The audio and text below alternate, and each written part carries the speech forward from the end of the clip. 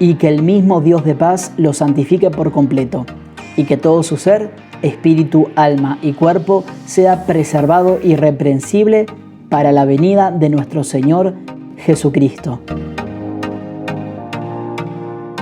Te invitamos a compartir este tiempo especial de meditaciones teoterápicas.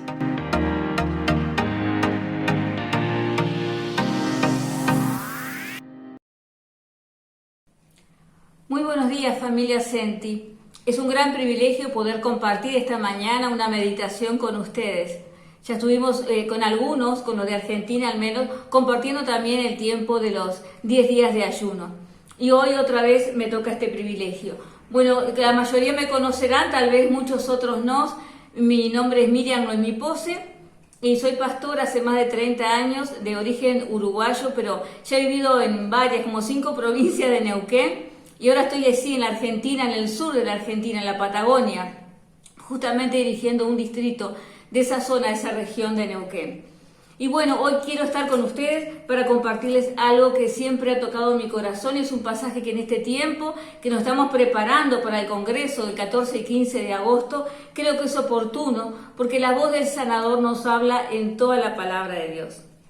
La mayoría de las criaturas, nosotros cuando éramos niños, nos gustaba vestirnos como papá y mamá. Nos gustaba aparentar de que teníamos más edad, de que éramos grandes, de que podíamos ponernos zapatos grandes, pintarnos toda la cara. De alguna manera ellos fueron nuestros primeros modelos a seguir. Eran esas imágenes que admirábamos y que queríamos ser como ellos. Tal vez nos gustaba hasta imitarlo cuando limpiaba la mamá o hacía las cosas, cosa que después de grande no siempre sucede así. Pero el hecho es que el género humano y toda la sociedad, aún en este tiempo, sigue buscando modelos a quien seguir, personas a quien parecerse. Los cristianos sabemos que la obra de Dios es que nos parezcamos más a su Hijo Jesucristo. Pero en la Biblia hay muchos personajes que son dignos de imitar y que reflejan parte del carácter de Cristo. Y uno de los más mencionados es alguien que conformaba mucho el corazón de Papá Dios. Y al decir conformaba, ya saben que me estoy refiriendo al rey David.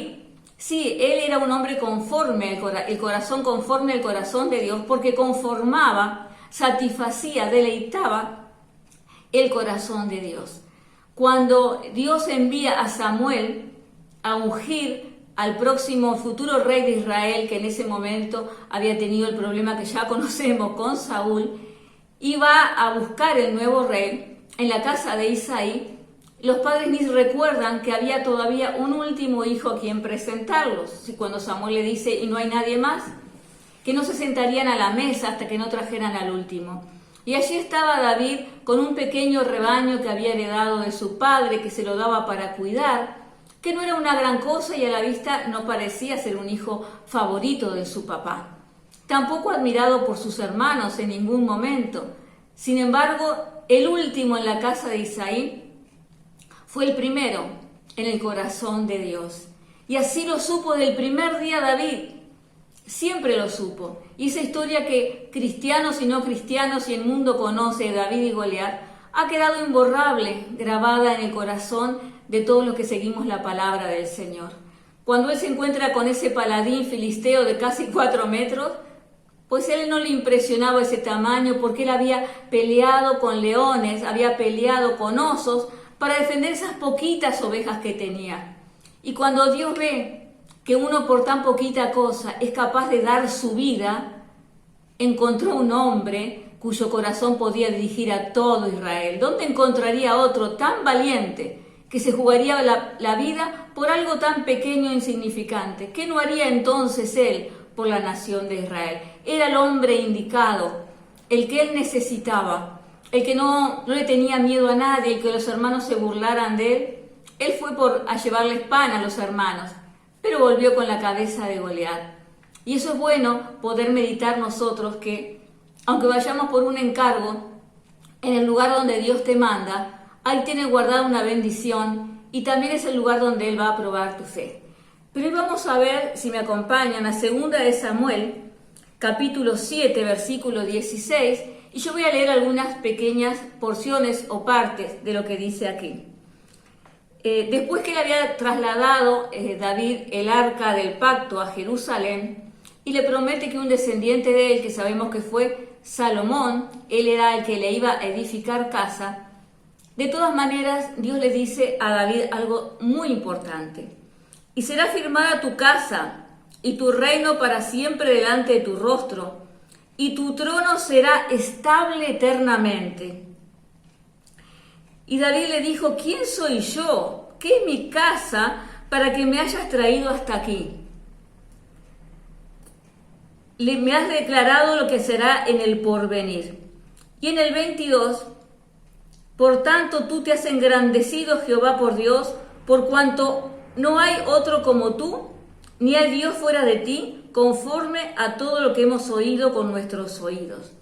Él termina exaltando a Dios como una forma de alabanza, de adoración. Por cuanto no hay otro como tú, ni hay Dios fuera de ti. Y en ese momento David entiende que él ocupaba un lugar muy especial en el corazón de Dios, porque él era especial para Dios. Supo que él era escogido, que era alguien singular. Y él se lo creyó de tal manera que cuando damos vuelta a la página, en el capítulo 8, segunda de Samuel, dice que después de estos acontecimientos, David derrotó a los filisteos y los sometió y tomó a Bet-Hagán de mano de los filisteos. Derrotó también a los de Moab y los midió con cordel. Dice en el versículo 3, asimismo derrotó David a Hadad-Ezer, hijo de Roab, rey de Soba, al ir a recuperar su territorio al río Éufrates. Y dice luego que tomó los escudos de oro que traían los siervos. Y el versículo 13, así ganó David fama. Cuando regresaba a derrotar a los sirios, destrozó a 18,000 edomitas en el valle de la Sal. Y reinó David sobre todo Israel, y administraba él con justicia y equidad a su pueblo. Y dice que los hijos de David fueron llamados príncipes. Cuando él supo quién era fácil poder enfrentar la vida y empezar a derrotar los enemigos. Porque cuando vos y yo escuchamos atentamente la voz de ese Dios grande, ese Dios poderoso, ese Dios sanador, y la crees en tu corazón y la haces tuya y te la apropiás y la dejás grabar y la dejás que se profundice, no te queda otra que tener victoria. No tenés otra salida que empezar a ganar y a ganar. Y nadie te va a derrotar porque vos vas a derrotar a todos tus enemigos. Y él adquirió fama. ¿Buscaba fama David? No buscaba la selfie ni salir en la primera etapa de una revista. Él buscaba agradar a Dios. Como la mayoría de los héroes de la Biblia, esos personajes maravillosos, no buscaron fama, pero hoy están en la galería de la fe. Porque el que busca honrar a Dios siempre será conocido y reconocido por todos aquellos que busquen algo bueno, que busquen agradar a Dios, que busquen ganar, porque saben que de mano de Dios ya tienen siempre la victoria también ellos en sus manos. Y después de estas victorias, vamos a ir a ver el capítulo 9, y David le dice a uno de sus siervos, en el 9:3 de segunda de Samuel, ¿no ha quedado nadie en la casa de Saúl a quien yo pueda hacer misericordia? Y Siba respondió, aún quedó un hijo de Jonatán lisiado de los pies. ¿Dónde está? Y Siba respondió al rey, he aquí está en la casa de Maquir, hijo de Amiel, en Lodebar. Entonces envió el rey a buscarle. Y vino Mefiboset, hijo de Jonatán, hijo de Saúl, a David, y se postró sobre su rostro haciendo reverencia. Y dijo Mefiboset, y él respondió, aquí tu siervo. Y él le dijo, no tengas temor, porque yo a la verdad haré contigo misericordia por amor de Jonatán tu padre. Te devolveré todas las tierras de Saúl tu padre, y tú comerás siempre a la mesa. ¿Quién es tu siervo? Dijo Mefiboset, para que mires un perro como yo. ¿Cómo se veía ese Mefiboset? inferior, desgraciado, lamentándose. Su vida no había sido fácil de ninguna manera. Había sido una vida terrible, una vida dolorosa, porque dice que estaba lisiado de los pies. Ahora, yo veo que Saúl no abrió los ojos, no se horrorizó, no le puso mala cara, lo trató exactamente igual que si hubiera estado parado sobre sus pies. Y él venía de un lugar sombrío, pobre y oscuro como Lodebar, y venía a postrarse porque quién sabe lo que querría el rey. Tal vez pensaba que nada bueno buscaría ni esperaría de él. Sin embargo, ¿por qué había hecho esto David? ¿Por leal al rey anterior? ¿Por unir el reino del norte con el sur? ¿Cuál fue la razón que lo movió a David a hacer esto?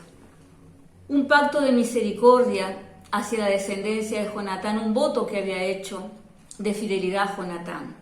Y él no se olvida porque David tenía en su corazón equidad, justicia, bondad.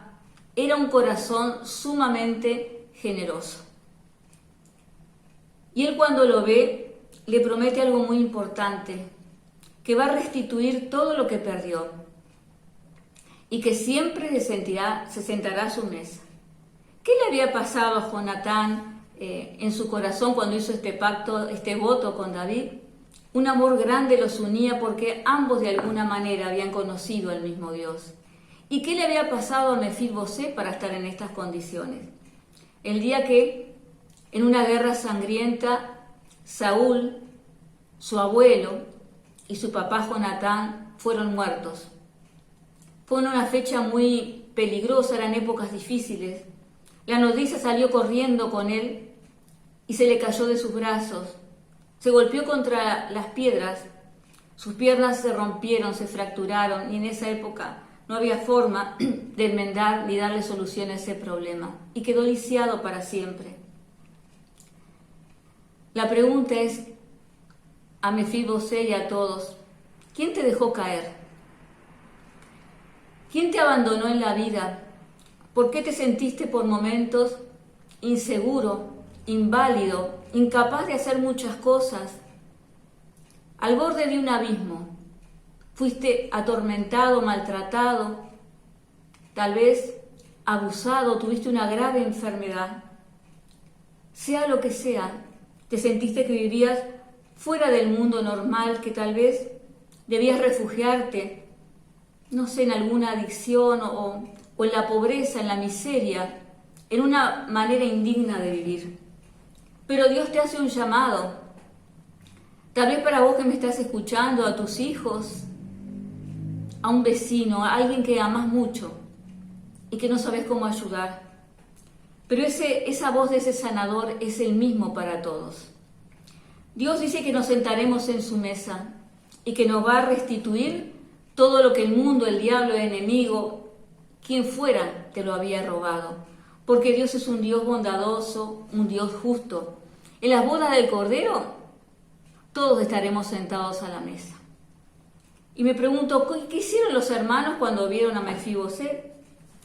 Por supuesto lo habrán visto caminar, cómo se movía, pero cuando estaban en la mesa, cuando estemos en la mesa del rey, todos somos iguales. ¿Sabes por qué? Porque hay un mantel que lleva hasta el suelo y ese mantel te cubre las piernas, te cubre la desnudez, te cubre tu pasado, te cubre de todo el mal que te sucedió. Y ese mantel se llama la gracia de Dios, que te hace ser una persona nueva, que te invita a escuchar la voz de ese sanador que quiere cosas buenas para vos. David había pecado en su vida, sí, pero siempre se arrepintió. Eso le mantuvo un corazón noble, un corazón sano, que pudo luego, que recibió tanta dignidad por parte del Señor y fue exaltado, poder ayudar a otros a que lleguen también a la cima. Dios te restaura, ayuda a otros que te están necesitando. Es una época de un gran avivamiento para la zona, el país, el lugar donde hoy te encuentres.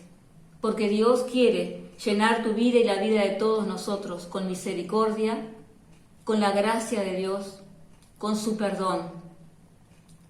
Esa gracia, ese favor inmerecido hoy te cubren a ti y a mí y te recuerdan que por la sangre de Cristo somos salvos, pero también por la sangre de Cristo somos sanos. Vamos a orar. Bendito Dios, solamente tú por medio de tu Espíritu puedes hacer de nosotros personas nobles, limpias, sanas, a la altura de los hijos de un rey. Tu inmenso amor nos rodea, la gracia nos cubre y ya no te acuerdas más, Señor, de nuestras partes indefensas y vulnerables, porque ahora delante tuyo todos estamos en la mesa del Rey, ocupamos el mismo lugar, el lugar de un hijo que está al lado de su papá, que quiere compartir el alimento y la vida eterna con nosotros. Señor, esa voz que llamó a David es la misma que hoy nos llama a nosotros, es la misma que llamó a Mefibosé a tomar lo que le correspondía, es la voz de un padre que viene a restaurar, a restituir, a sanar tu vida, tu corazón y el mío. Entrégale hoy tu vida al Señor de todo corazón y no tengas temor, porque aunque vivas en un lodebar, el Señor te va a poner en un gran palacio. Sea tu vida y la vida de todos los que me escuchan hoy bendita, mi propia vida también y la vida del país, el lugar, la ciudad y la nación donde vives. Gracias, bendito Rey, por todo lo que haces en nosotros y por nosotros. En el nombre de Cristo Jesús te hemos orado, Señor. Amén. Muchas gracias por acompañarnos. Te invitamos a participar del próximo encuentro de Meditaciones Teoterápicas.